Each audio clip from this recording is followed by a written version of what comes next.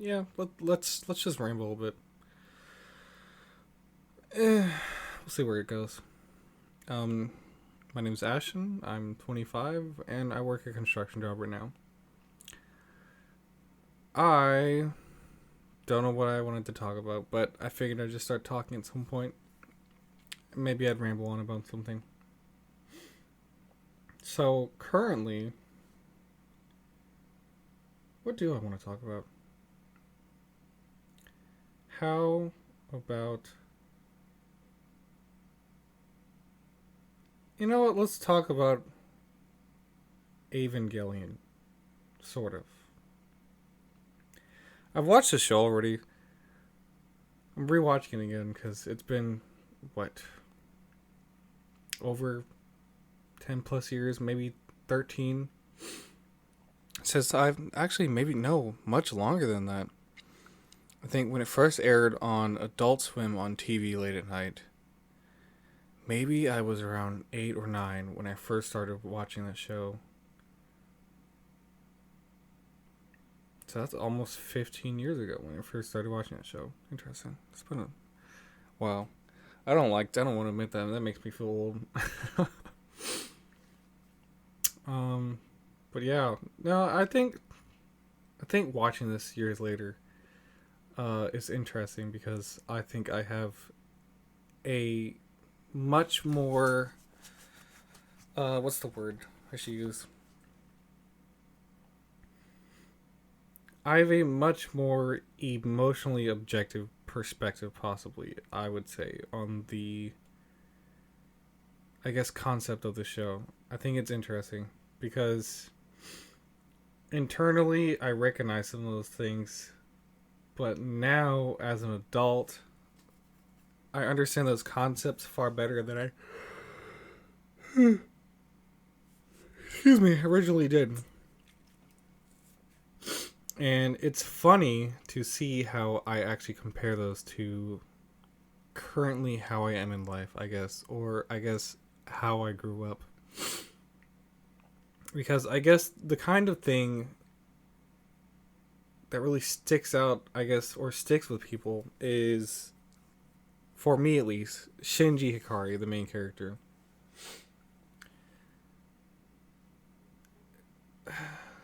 Well, I know I'd forgotten a lot about Ava, so it's kind of like rewatching the show again for the first time, but Shinji's whole thing is that he's been neglected by his father and he grew up without a mother. And this whole time, he's dealt with the issue of, I just want to be loved. Shinji is so desperate for some kind of emotional or human connection when it comes to love that it's almost depressing to watch. And as I am older now, I've found it harder to binge the episodes just due to the emotional stress from the connection of what I'm seeing the character experience in the show. Shinji is depressing.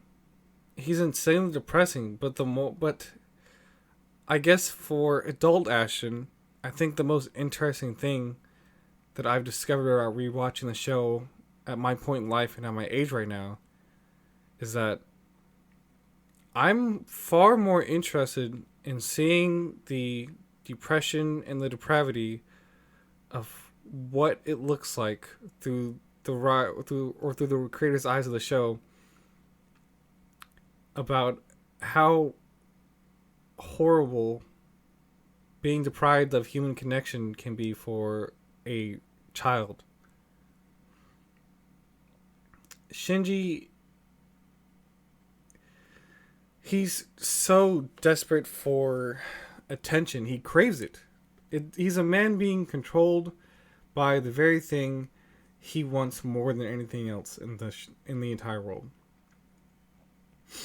He says yes to everything because he thinks if he performs well, he will finally get attention and recognition. And it's not so much, as I see it, from the perspective of him wanting to I guess, please others and make them happy. But it's more so that maybe if he does something correct, his father or someone will finally give him the attention and love and affection he deserves. For instance, like the episode I just watched not too long ago, Asuka's finally moved in. She's living with Shinji and Misato, and it is the nighttime scene where Misato's gone. She's stuck late at night at work. She's having her own little relationship problems, which, I mean, I guess that's pretty somewhat connected to her. But I haven't finished that relationship arc, but I'm rambling, but that's the point of this. But let's ramble back on the topic. Shinji, he's so hyper focused on the activities of Asuka, which I get it. It's a little different for him at that age, which I understand. I think we can all agree that at that age, you see an attractive girl, and there is nothing more distracting than her being within your line of view, especially if you are attracted to her. I mean, when you're attracted to a girl, everything she says, every step she takes, you tend to pay attention to that. Like, tends to become your primary focus. And in that scene, late at night, Asuka goes to the bathroom, and Shinji, he's still awake, he's still listening to the music. That way, they can sync together, and he can, get the job done, defeat the Eva as they were supposed to in the pair in that 60 seconds or less scene, which I think that's really great that they timed it out and everything. The clock is actually on. The show is at the very end, right before the credits. Christ almighty, there's a bug in my room. Forgive me. But, oh god, yeah, I rambled off again. Here's the thing. Asuka goes to the bathroom. Shinji stops the recording or stops playing the music he's listening to that he's supposed to be practicing to, and he is just stopped and he's listening to hear what she's doing, what is going on, where she went. And I don't know, I find that scene so interesting because what is Shinji truly doing there on a deeper emotional level? I mean, again, I could be completely wrong. Son of a bitch, I got the bastard. I think I got him. I don't know. God damn it. Okay. Claps intensify. Shinji. What? I don't know. I find that scene astoundingly entertaining and interesting to watch. Because as soon as she gets back to the bathroom, she lays. Well, you find out later on she purposely lays down and pretends to be asleep. But Shinji is he's confronted by the closeness of how close she is to him, and he's entirely frightened by it, and he's nervous, and he's completely caught off guard. But I don't know, what I find so captivating about this scene is that the second he is put within a position of being physically connected to the girl he's desiring at the moment, he sort of loses self-control over himself. He stops thinking and is only reacting physically due to his emotions. And I don't know, I find that interesting. Because how oftentimes have you seen a girl or been in a position where personal space has been compromised and you sort of lose all train of thought or logical thinking, and suddenly next thing you know you are moving on your own. It's your body's just taking over just due to emotions and everything that's happening in the situation. How often do people run into that situation? Why do they run into that situation? Why does that happen? Why is it that when confronted with the emotions you have for another human being, you are so dumbstruck by it that your body takes over and does, I guess,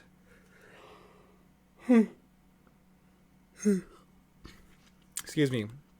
It's 5 a.m. right now, and I haven't slept yet. But your body takes back over, and next thing you know, you're just moving, and there's nothing you can do to control it. I I find that less of an issue as I grow older. You become more aware. You become far more self-aware, and your ability to actually control yourself is far more attuned than you, I guess, younger you would be. But well, okay. Tell you what, let's talk about this. Recall the first time you've ever kissed someone. Oh, this is gonna be a dumb story. Okay, so,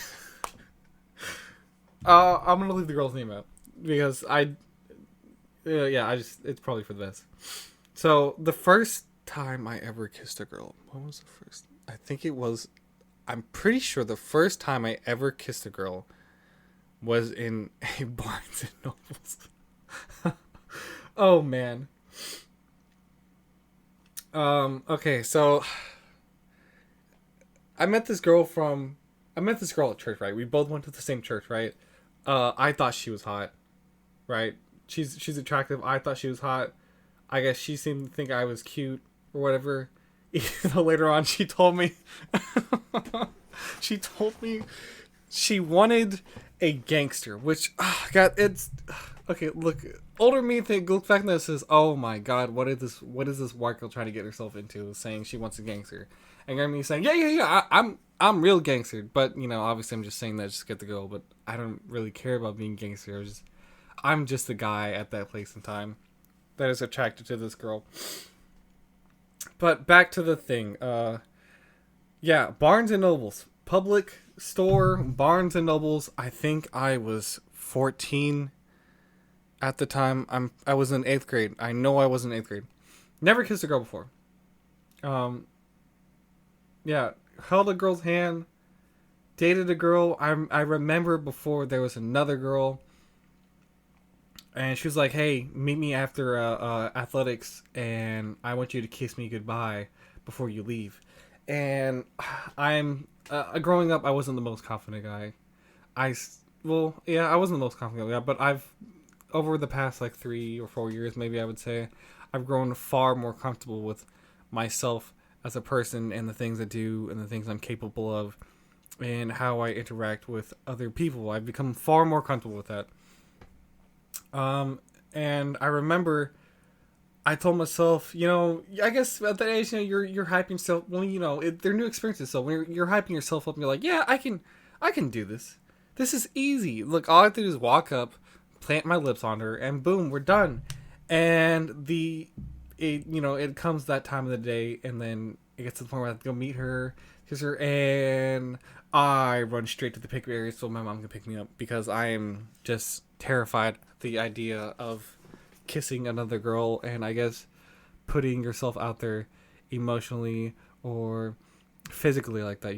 It's one of those strange things where, at least for me, is maybe someone else can sympathize with me and say, yeah, dude, you're not crazy. I completely agree with you.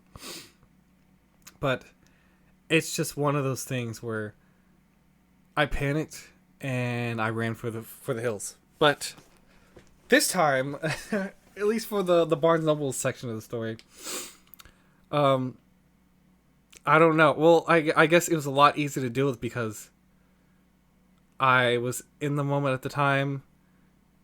I felt comfortable with her, I guess. I can say me. I'll get to that after this, but that's another tangent I'm going to go on in this ramble, I guess I'll call it. Excuse me, sorry. My nose is running allergies. I'm not editing any of this, by the way. It's all going in.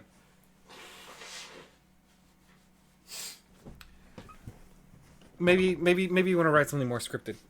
Then I guess I'll edit the audios more. But no, everything's going in. It's all part of the ramble. But I forget what it is. Oh yes, but yeah, I was felt it's. I look back on it. This is so embarrassing. This is so cringy. But yeah, so we sit down, and then I remember I went to the mall with my mom and my sister that day. My mom always likes to go to the mall with us after school or whatever. She likes to get out of the house. Excuse me. And do her thing, enjoy herself. She likes shopping, whatever, right?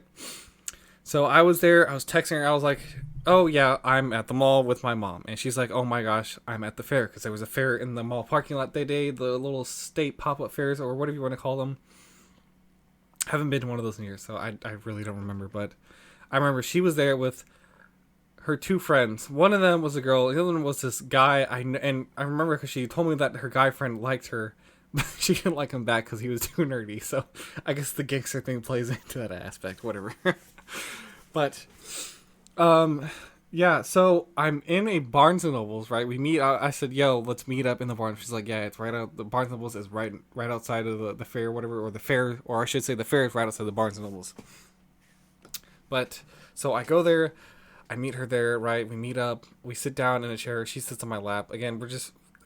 I'm sure all the adults were probably looking at us like, "Oh, look at these dumbass 14-year-old kids. What a bunch of stupid idiots. Stupid 14-year-old kids doing romantic stuff in public. PDA. Oh, God."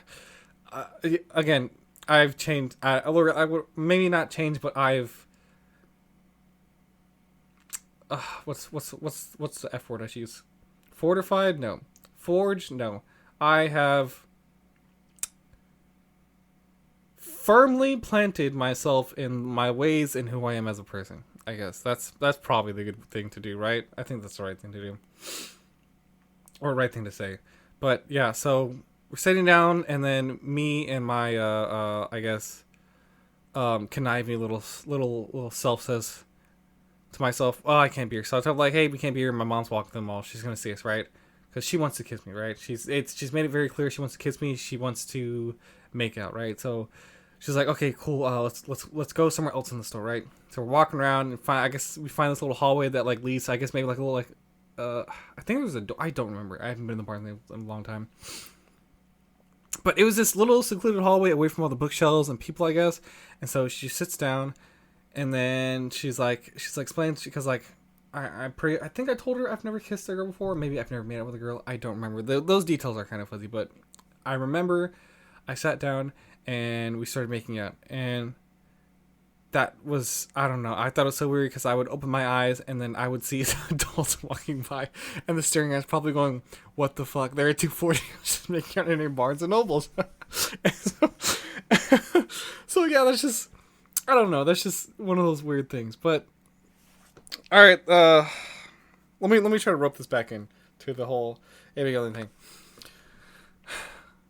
Shinji is very physically close to Asuka, and I guess, son of a bitch, did I get him this time? No, I did not. God damn it, I'm so sorry. I swear to God, there's a fucking mosquito floating around. I don't even know how it got in my room.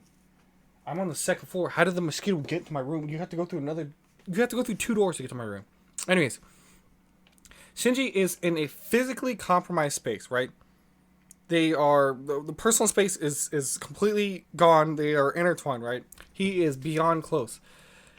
Shinji starts leaning in, and he looks like he's about to kiss her, right? But Shinji becomes so nervous that he just can't bring himself to do it. So there's a huge hard cut, and then bam, next thing you know, Shinji's across from him, and he's sleeping with a blanket and pillow away from Asuka, right? And I think I identify with that just because putting myself out there physically with the opposite sex I'm into girls. I hope you figured that out by now. I think putting yourself physically in, and I don't know, would that also include emotional compromisation of yourself, or just physical? Maybe it's a mixture of both, because on some level, maybe it has to do with confidence. I don't know. Maybe I'll figure it out by rambling, or maybe one day I will. But on some level, because here's the thing, there are people out there, right, that are just beyond comfortable with themselves, and then they have extended their own personal boundaries so far beyond themselves that they can go kiss a stranger and it won't even cross their mind again for the rest of their lives. It's just another blip on their little map that they're going across in their little adventure till the day they die, right? So that's not how it worked for me, right? I'm a different person. So I have put such a high value on intimacy because I guess for myself, maybe I didn't get enough of that when I was younger.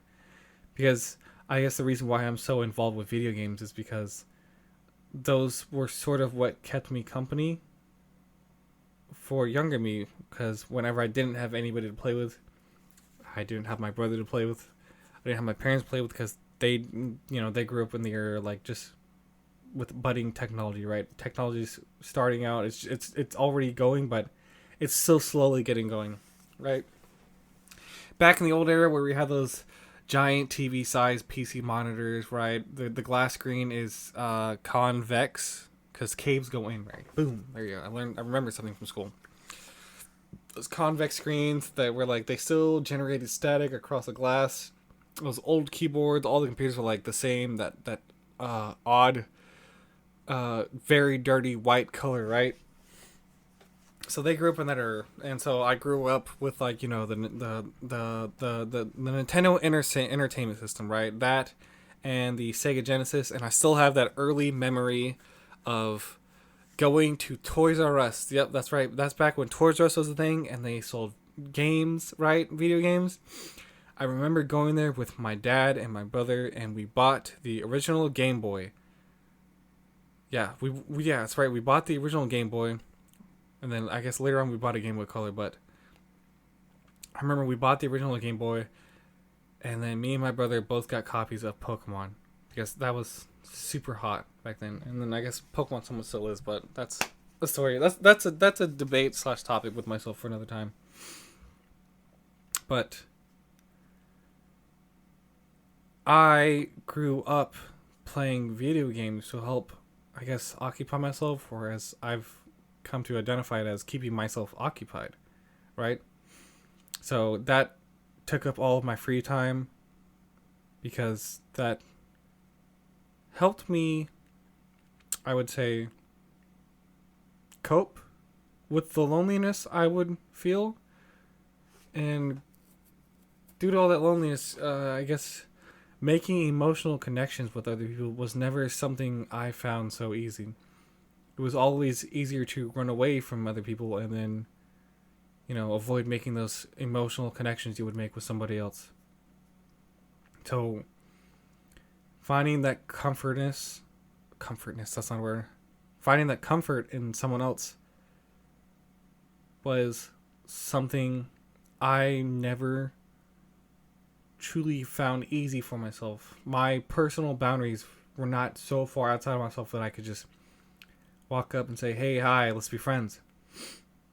I was that super shy kid that would rather go hide at the back or, blend in as much as possible, which I do find comfort in blending in nowadays, but I guess that's just my personality that's developed over the years. But little me would enjoy those comforts of just blending in because I guess it was some way of me avoiding being hurt. So Shinji, he's been hurt so much, right? He's put in this position where he has a giant pilot, this giant mech suit, mech robot, mech bioorganic android thing, and Ava, and he has to fight the angels, and he's not doing it for himself. He's doing this for others. And he comes across Asuka, and he sees her, and she's the exact opposite of Shinji. Shinji is quiet, he's docile, he listens, and he's a loner. He's by himself, he has no friends. right? And then there's Asuka, where she's out there, she's popular, she's pretty, she's not afraid to make the first move, and she's aggressive. Completely different people and completely different personality types.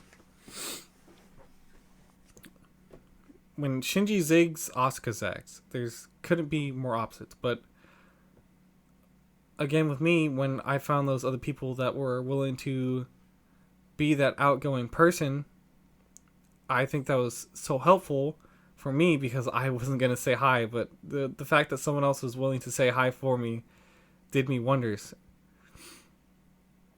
So Shinji is so afraid to put himself out there and get hurt, is from what I've understanding so far in the show, because I don't remember a lot of the show. And then he gets so close to kissing Asuka, but the man is absolutely terrified at the thought of kissing her. What's so terrifying about the thought? Is it kissing her? Is it the physical connection?